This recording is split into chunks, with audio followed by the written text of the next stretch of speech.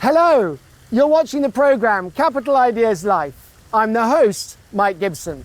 Early in October, a large delegation of the Moscow government paid a business and cultural visit to Istanbul. And today in our program, we will tell you how this important trip went. In today's program, a meeting of the Minister of the Moscow government and head of the Department for External Economic and International Relations, Sergey Cheremin, and the Mayor of Istanbul. The second Compatriots Media Forum is held. And also the development of commercial, industrial and cultural relations between the two cities during the visit of the Moscow government delegation to Istanbul.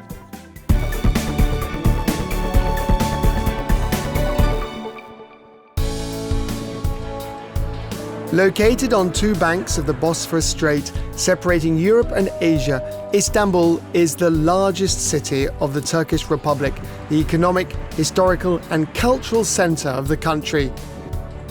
With a population of more than 15 million people, it is considered one of the most densely populated cities in the world. The largest transport route between the Black and Mediterranean seas passes through the Bosphorus, making Istanbul one of the centers for international trade. Tourism is another source of income for the city. More than 11 million people visit Istanbul every year. It's really beautiful. Like, you can go everywhere that you like each street that you take, you can explore and find anything new, and it's amazing. And also cats, obviously. I love a lot of things here, especially dessert. The dessert, Turkish delight, and then baklava, trileşe. I don't know how to pronounce it, but it's, oh my god, so yummy. Right. And then the weather. And I love about Istanbul is I can move into two continents in just 30 minutes. Different things to see. You can do whatever you like. Metro is quite good.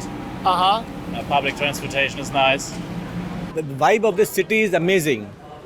The food, we are vegetarians, but we are struggling with food, but whatever we have, we are liking it. The place is wonderful. We went to one of the restaurants that went very good. Nice place to be, nice, friendly people. So would love to come back again. You can find lots of things new. Like, for example, we came here just to visit new museums because everything changes all the time. And that's quite nice to feel like Istanbul feels alive because it changes all the time. It has a long history and a mixed culture. The history of interstate Russian-Turkish relations has lasted for more than 5 centuries. But right now, in an era of rapid and not always positive changes in the world, cooperation between Russia and Turkey has reached a completely new level.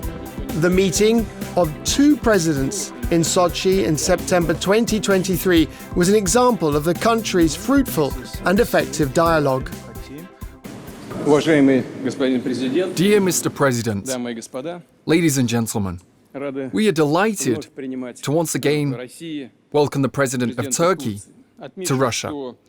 I would like to note that the multifaceted cooperation between Russia and Turkey, which is based on principles of good neighborliness, on partnerships and mutual benefit, is successfully developing in all areas. Today's talks, as always, took place in a constructive and business-like atmosphere. We examined in detail all the key questions of Russian-Turkish interaction in the field of security, politics, the economy, and the cultural and humanitarian sphere. One example of the successful political, economic, cultural and humanitarian dialogue between Russia and Turkey was the visit of the Moscow government delegation to Istanbul. One of the main events in the program of the visit to Turkey is a meeting with the mayor of Istanbul. The Russian delegation was headed by the Minister of the Moscow government and head of the Department for External Economic and International Relations, Sergey Cheremin. Dear Mr. Minister, welcome. Thank you for your latest visit. We are delighted to have you here today because relations between Russia and Turkey are very old. One might say ancient, hundreds of years old. The same goes for relations between Moscow and Istanbul. The relations between our two cities have continued to strengthen and grow tighter, especially over the last 100 years. That's why we are here today, to explore opportunities for improving the form of dialogue between our two cities. A great thanks to you, Mr. Mayor, for the opportunity to hold this meeting. It is very important for us to continue cooperation with our long-standing partners, and Istanbul is confidently among them. And the fact that ties between the countries are actively developing is emphasized by the results of the meetings that take place between our countries on a presidential level. During the talks, both parties discussed topics of cooperation in areas of the economy, technology and transport. As such, the mayor of Istanbul expressed a desire to continue cooperation with Moscow in the field of IT development and improving key urban infrastructure. The meeting between our mayor and your minister went very well indeed. Very many topics were touched upon, and among them was possible cooperation in terms of transport, innovation, and in the cultural sphere, as well as many other areas. Now, of course, there may not have been any specifics, but indeed a lot of words were exchanged. Several plans were voiced that in the foreseeable future, we will work on these words. We will work on specific plans, and most likely, in the near future, we will sign a protocol on our relations between Istanbul and Moscow. After the meeting with the mayor of Istanbul, the Moscow government delegation continued its dialogue with the heads of the Department of Transport, the Department of Computer Technologies, the Department of International Relations, and the General Director of the Istanbul Metro. The Turkish partners displayed a great interest in the Russian capital's experience in developing city infrastructure, the digitalization of traffic management, the integration of suburban and regional trains into the Moscow metro system, and the creation of transport hubs. Thank you very much for organizing the meeting with your colleagues. It is especially valuable for us that we can discuss the possibility of a deeper, more industry-specific cooperation, including in the field of digitalization, transport, and metro development. And for us, it is very important to develop relations between Moscow and Istanbul, because this also helps our countries to further advance in strengthening our mutually beneficial cooperation on a strategic level. You know, the initiatives that the Russian Federation once proposed concerned the construction of a nuclear power plant, which I am glad to say is successfully underway. Also, the creation of a gas hub in Turkey and other major strategic projects. But our intercity connections, our municipal connections, they could very synergistically complement our cooperation on a federal level.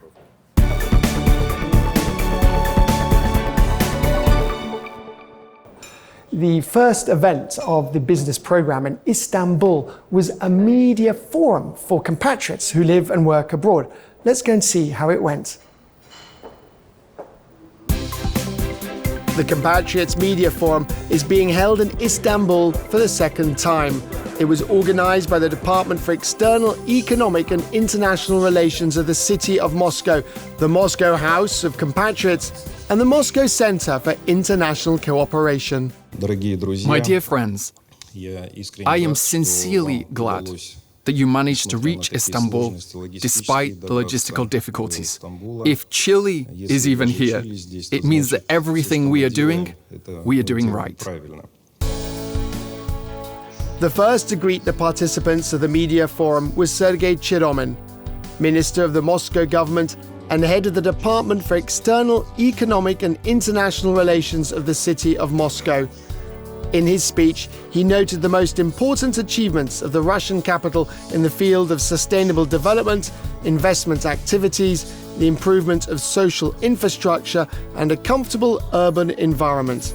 Maria Zakharova, Director of the Information and Press Department of the Ministry of Foreign Affairs of the Russian Federation, also sent a video greeting to the organizers, participants, and guests to the media forum. The official representatives of the Foreign Ministry noted the importance of holding such events and thanked the Moscow government for its work in supporting compatriots living abroad. Dear friends, I am delighted to welcome you to the latest event of Compatriot Media. I am confident that your work within the Media Forum will serve to strengthen the Russian world in the information space.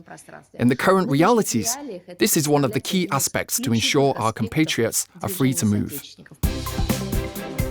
More than 70 people from 31 countries took part in the Media Forum. These were representatives of Russian-language media from Latin America, Asia, Africa, and the Middle East, as well as employees from leading Russian media, politicians, and diplomats. It's extremely important that our compatriots abroad are consolidated, that they perceive what is happening correctly, that they feel like an integral, instrumental part of our common efforts. And of course, such meetings both help to exchange opinions and for our colleagues to share the experience that they possess. And this gives them the opportunity to structure the work they are doing as efficiently and rationally as possible. Despite the existing bans, despite the fact that Russian TV channels and radio stations in various countries are closing, we believe it is very important to support such initiatives in order to give the audience objective information about what is really happening in the Russian Federation, including talking about Moscow's successes as one of the most comfortable cities in the entire world. We must find new forms to convey to the world reader, listener, and viewer our position, our identity, so we don't lose it. In any society, there exists 10% of intellectuals who are interested in an alternative point of view. Even in the West, where the severest pressure is felt, where Russian media outlets are banned, we know there are intellectuals who look to Russia, amongst other places, in search of an alternative. They expect alternative points of view from us, and in the terrible conditions in which we live, we must think about how we will convey that alternative to them.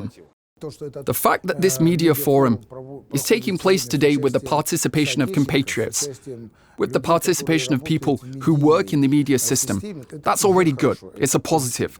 Today there are many interesting speeches and reports, and the fact that all this was organized by the Department of the Moscow government, which is responsible for external economic and international activity, that the head, the minister of the Moscow government, is present today with a new lineup. This is very significant and casts the event in a completely different light. One of the media forum participants, Kristina Romanenko, came to Istanbul from North America. For more than 20 years, she has lived and worked in Tunisia, heading the Tunisian-Russian Chamber of Commerce and Industry. In July 2023, she spearheaded the publication launch of the Compatriots Herald newspaper in Tunisia. This is a digital periodical in Russian about the life of the Russian-speaking community in North Africa. The project is implemented in cooperation with the Embassy of the Russian Federation in the Republic of Tunisia, the representative office of the World Coordinating Council of Organizations of Russian Compatriots, as well as with the support of local compatriots residing in the country. When you read the Herald, you will see that the community of activists in Tunisia, specifically Russian speakers, is simply incredible. You will see topics touching a little on politics, on public work, patriotic work, festive work, and also topics about how they study the Russian language here, along with how they organize gatherings and how Tunisians study the Russian language. Now, this is a special part to which I always dedicate the largest column in Compatriots. And ultimately, this is because Tunisia is the only country on the African continent where the Russian language is studied on a state level. On the first day of the media forum, Alexander Lebedev, CEO of the Big Asia TV channel, gave a speech to media representatives in which he noted the importance of creating a positive information agenda in the work of the press. I would say the negative information that has filled our information space is destructive. 70% of the information is negative. It destroys people and ideas, including, by the way, not only about Turkey, but also about other countries. Therefore, I believe that if, within the framework of this media forum, of the next media forum, if we take at least one step towards finding real friends in the information space, we'll do a really great job and gaze with you not only into the present, but also into the future. The Media Forum program included numerous roundtables and discussion sessions. There was also a special masterclass where social network experts spoke about the latest changes in these communication channels, and they shared the skills and tools that needed to be mastered in order to be heard by the audience.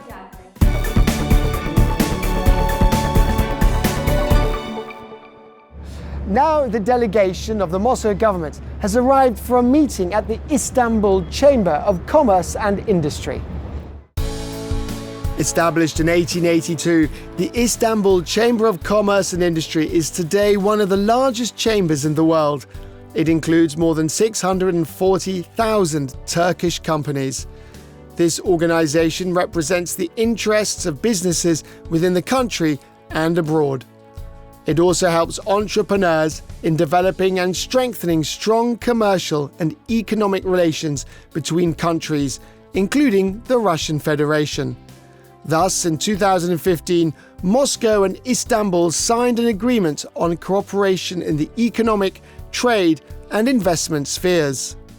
We're continuing the mutually beneficial cooperation between our chambers, and it is also strengthened by the fact that the wisdom of the authorities in both Turkey and Istanbul was enough to react to the word sanctions in the following way: to say goodbye, but not go anywhere.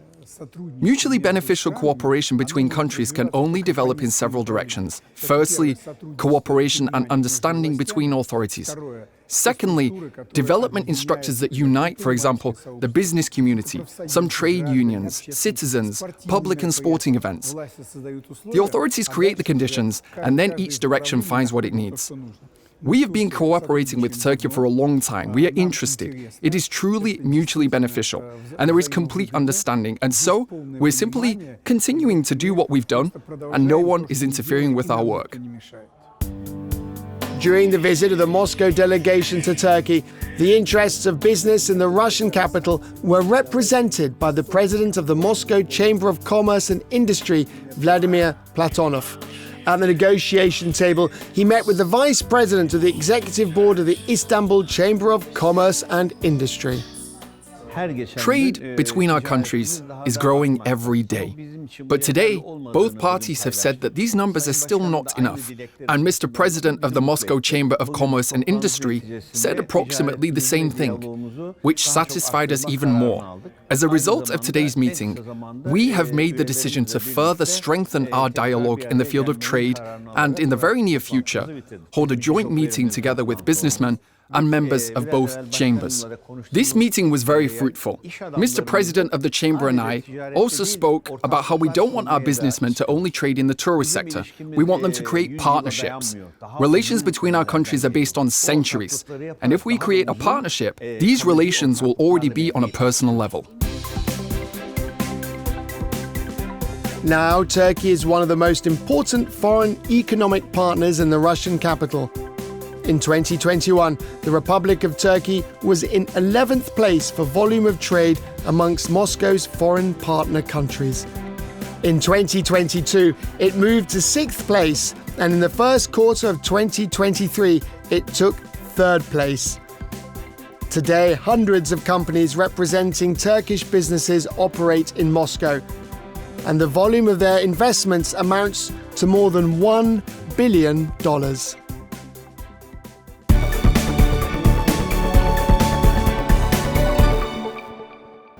I'm on the metro in the center of Istanbul, near the famous Istiklal Street. However, I'm not taking the train right now because also located here is the center of young entrepreneurs, Istanbul City Lab Experience Center. And today, a delegation of the Moscow government is visiting.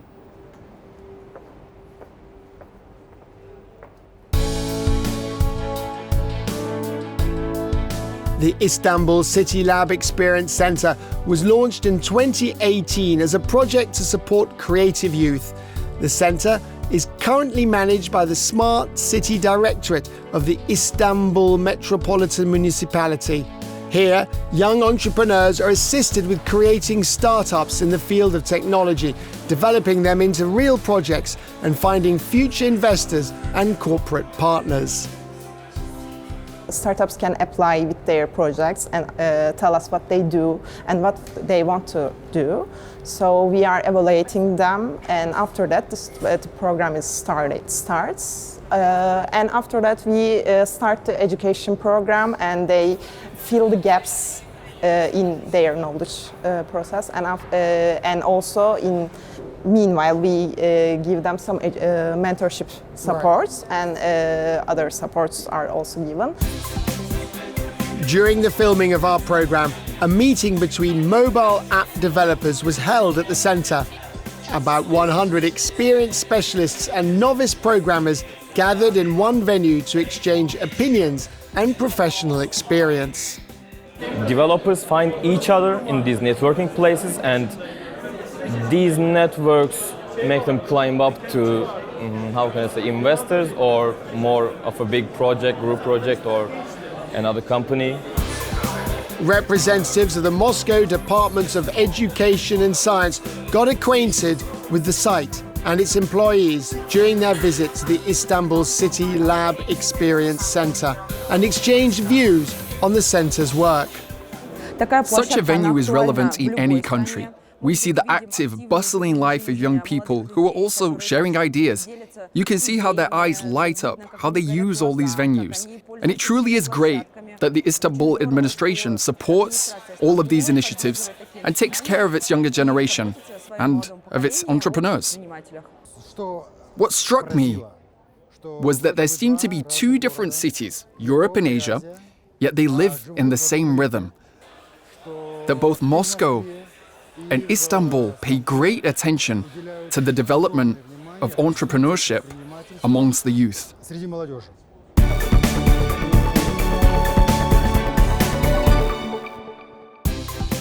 The October visit of the Moscow government delegation to Istanbul ended on a pleasant note.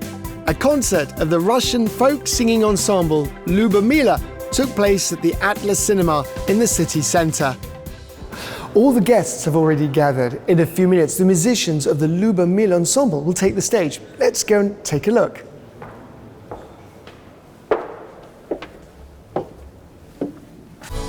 The folk singing ensemble Lyubomila has been representing Russian culture abroad for almost 10 years. The team has performed concerts on the largest stages and in the auditoriums of more than 25 countries in the world: Singapore, Greece, India, Laos, Syria, Montenegro, Morocco, Kazakhstan, and many others.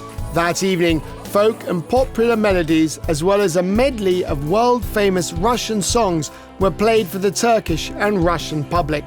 The artists performed in vibrant national costumes, which especially pleased the audience.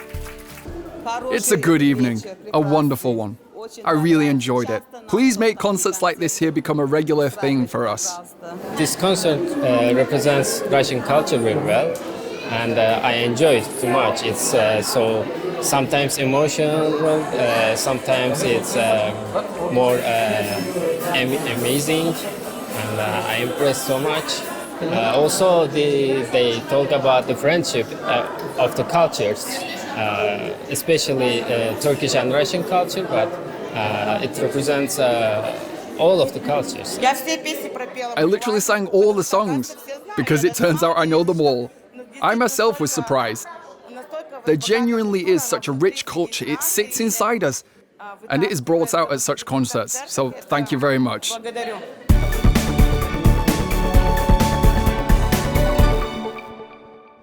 The visit of the Moscow government to Istanbul is now over.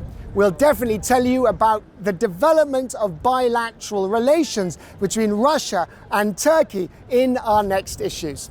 I'm Mike Gibson, and you've been watching the program Capital Ideas Life. See you next time. Bye.